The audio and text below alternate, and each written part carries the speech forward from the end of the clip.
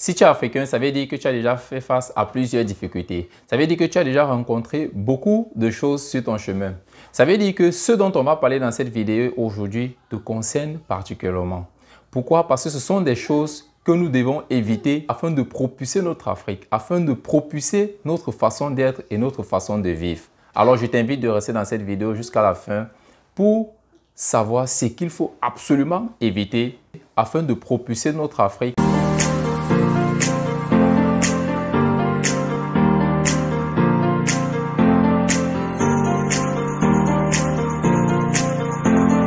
Salut à toi, bienvenue sur le Réveil de l'Afrique, ta chaîne. Je suis Olivier Dongué. Ici, je parle à tous les Africains et à toi en particulier. Je suis là car convaincu que l'Afrique peut retrouver sa puissance, sa splendeur, sa joie et toute la gloire qu'elle avait auparavant. Et je sais qu'ensemble, nous pouvons rehausser cette image-là. Ensemble, nous pouvons le faire. Alors, je t'invite de faire deux choses. La première, c'est de t'abonner à la chaîne, d'activer la cloche de notification pour toujours recevoir en priorité nos nombreuses futures publications. Et la seconde, c'est d'aller dans la barre de description, télécharger gratuitement un tout petit livret intitulé « Les 7 raisons de croire au réveil de l'Afrique ». Comme son nom l'indique, ce sont ces raisons-là qui permettent de croire à ce merveilleux potentiel qu'est l'Afrique. Ces 5 choses sont à éviter et à éviter vraiment si l'on veut faire sortir notre Afrique, notre si beau continent, de ce pétrin dans lequel il se trouve depuis très longtemps. La première chose à éviter, c'est de vivre uniquement dans le passé. C'est vrai, nous connaissons tous l'histoire, ou du moins celle qu'on a voulu nous faire connaître, qui est la colonisation, la traite négrière, la barbarie de nos ancêtres, du moins ce qu'on nous a raconté. Or, nous avons une toute autre histoire, qui est celle des grandes puissances, qui est celle d'un peuple dynamique, qui est celle d'un peuple travailleur, qui par le passé, avec une très grande armée, une très grande puissance économique, qui avait une très grande connaissance, je parle ainsi de l'Égypte antique, où les Grecs sont venus apprendre en Égypte. Il y a tellement de choses aussi merveilleuses, il y a tellement de choses que cette Afrique regorgeait par le passé. Mais aujourd'hui, qu'est-ce que nous retenons de l'Afrique? Nous retenons ce pays barbare, ce pays très négrier, ce continent qui n'y a rien, qui n'y a que de la pauvreté, la famine. Alors moi je vous dis, chers Africains, évitons de se ressasser ce passé. Car ce n'est pas vrai, ce n'est pas notre histoire et ça ne sera jamais notre histoire. Je nous demande aujourd'hui de nous focaliser, de rentrer plus loin et de voir ces vraies histoires, celles que le peuple africain connaît, ces royaumes, l'Égypte antique, le royaume de Chantier, le royaume du Congo, l'empire du Mali, l'empire du Ghana, tellement cette puissance, le royaume d'Éthiopie, les Mono-Motapa. En fait, cette Afrique-là, c'est cette histoire ou alors cette petite partie de l'histoire de l'Afrique qu'on doit retenir. Évitons de vivre uniquement dans le passé. Oublions le passé qu'on a voulu nous faire connaître et pensons à ce passé qui va nous aider à nous projeter ou alors à mieux avancer dans le futur. Jetez de temps en temps un coup d'œil dans le passé, pas n'importe quel passé, je vous l'ai dit, le passé réel de l'Afrique et plus se focaliser sur l'avenir. Nous ne restons pas dans ce passé. Ne restons pas dans ce passé où nous serons toujours vus comme des personnes qui ne connaissaient rien et qui avons véritablement rien créé. Le passé est une bonne chose uniquement si elle nous projette dans le futur. Ne restons pas uniquement dans ce passé. Et utilisons ou alors servons-nous de ce passé pour projeter, pour aller dans un futur merveilleux. La deuxième chose à éviter pour propulser notre Afrique, c'est avoir peur du changement. C'est vrai, nous sommes tellement nombreux à critiquer nos gouvernements, nous sommes nombreux à dénoncer ce qui ne va pas, nous sommes nombreux à observer ce qui ne marche pas dans nos pays. Nous sommes nombreux à voir la corruption, nous sommes nombreux à voir des détournements, nous sommes nombreux à voir des pillages. Mais nous n'osons pas dire non, nous n'osons pas dire stop et nous n'osons pas arrêter tout cela.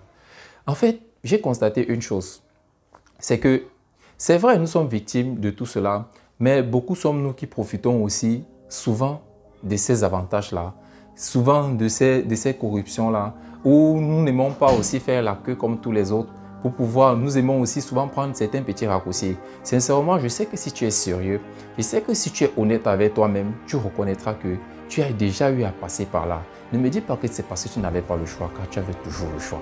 On a toujours eu le choix. Et dans cette vidéo, personnellement, sur cette partie, j'aimerais attirer notre attention On veut le changement, mais personne n'est véritablement prêt à changer. On veut le changement quand ça ne nous arrange pas. On veut le changement quand ça ne nous favorise pas. Parce que quand ça nous favorise, on évite de voir la difficulté et on résout notre problème et vite fait et on s'en va. Alors aujourd'hui, moi je te dis de t'asseoir et d'être véritablement franc avec toi et te demander qu'est-ce que tu veux véritablement? Comme le dit un auteur, on préfère un enfer connu qu'un paradis incertain. Alors je vous dis aujourd'hui de vous asseoir et vous-même décider ce que vous voulez véritablement. Alors n'ayons pas peur du changement, lançons-nous et osons changer les choses, osons changer notre vie, osons réaliser ce qu'on veut, et osons réaliser nos projets et osons transformer notre quotidien. La troisième chose à éviter, c'est de trop réfléchir. Parce que nous avons compris pour la plupart que nous devons changer et entreprendre. Mais beaucoup ne font jamais le pas ou alors beaucoup ne débutent jamais parce qu'ils s'éternisent dans la réflexion. Ils sont toujours en train d'analyser, ils sont toujours en train de vérifier et s'assurer que ça sera le bon moment. Ils sont toujours en train de tout faire avec la perfection théoriquement. Les amis, moi je vous dis aujourd'hui, arrêtez de trop réfléchir. Faites un petit pas et observez la réaction et observez les retours. Et en fonction de ces retours, vous allez corriger pour vous améliorer. Ne vous éternisez plus dans les analyses. Ne t'éternise pas à réfléchir. Ne réfléchis pas trop. Lance-toi. Quand une idée vient à toi, fais l'analyse minimale qu'il faut et lance-toi. Une fois lancé, tu vas améliorer au fil du temps. Sincèrement, je te demande de te lancer et de faire ce premier pas. Car la plus grande difficulté, c'est le premier pas. Quand tu fais le premier pas, le second suivra et tu vas directement entrer dans cette routine et dans cette mouvance à continuer. Je te conseille aujourd'hui de véritablement te lancer et d'arrêter de trop réfléchir. La quatrième chose à véritablement éviter ou alors à annuler dans notre jargon, c'est de se plaindre.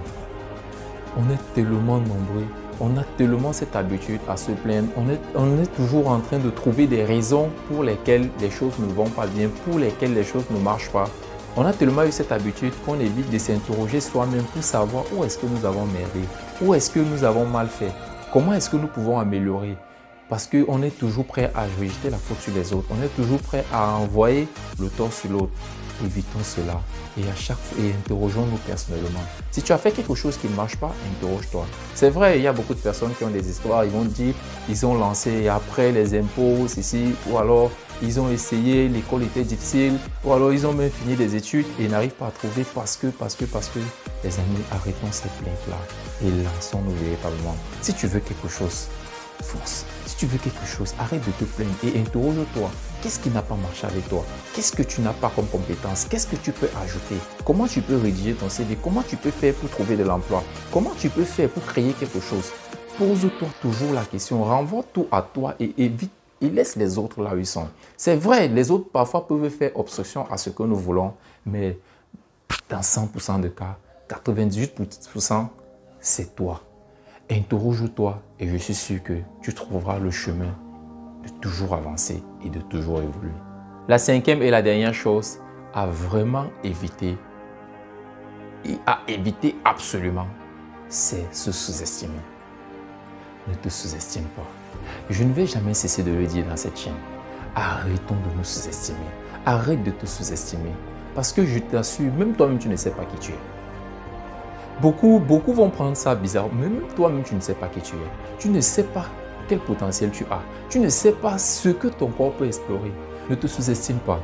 Ne pense pas que la vie est réservée ou alors le bonheur, la réussite, le succès, les grands immeubles, les grands biens ou alors une belle famille est réservé à une catégorie de personnes. Non, mon ami, c'est réservé pour toi.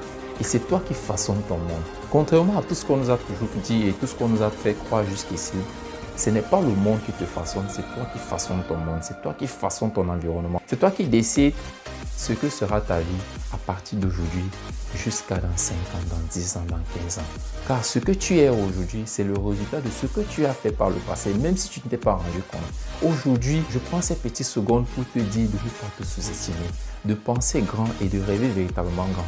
Si tu penses que tu n'es pas capable de faire quelque chose, moi je te l'assure aujourd'hui, tu as raison. Si tu penses aussi que tu peux faire quelque chose, je te le reconfirme, tu as effectivement raison. C'est à toi de décider maintenant ce à quoi tu vas croire. Mais moi, je te dis, ne te sous-estime pas. parce que tu es capable des choses que tu ne peux même pas imaginer. Je ne te dis pas ça pour te motiver, je te dis quelque chose parce que c'est vrai. Parce que je l'ai lu et parce que je fais beaucoup, je travaille beaucoup, j'étudie beaucoup tes livres. Et c'est l'une des choses que j'ai comprises. Ne te sous-estime pas. Parce que toi, tu ne t'es pas encore exploré. Tu ne peux même pas imaginer qui tu es. Tu n'as même pas l'idée de ce que tu es capable de faire. Alors moi, je te dis, tu es capable de bien plus que ce que tu y penses maintenant. Lance-toi. Montre-toi que tu peux. Rêve. Il n'y a pas de prix pour ça. Écris tout ce que tu veux. Essaye. Écris. Vas-y. Et je t'assure que tu ne sortiras que grandi. Olivier Dongui pour te servir. Olivier Dongui pour servir l'Afrique. Alors je te demande de partager cette vidéo à tes amis et connaissances.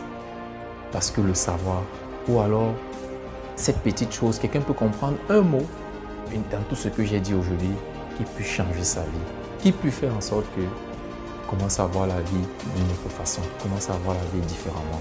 Si tu n'es pas encore abonné à cette chaîne, abonne-toi parce que nous publions et nous allons continuer de publier des contenus très intéressants. À très bientôt.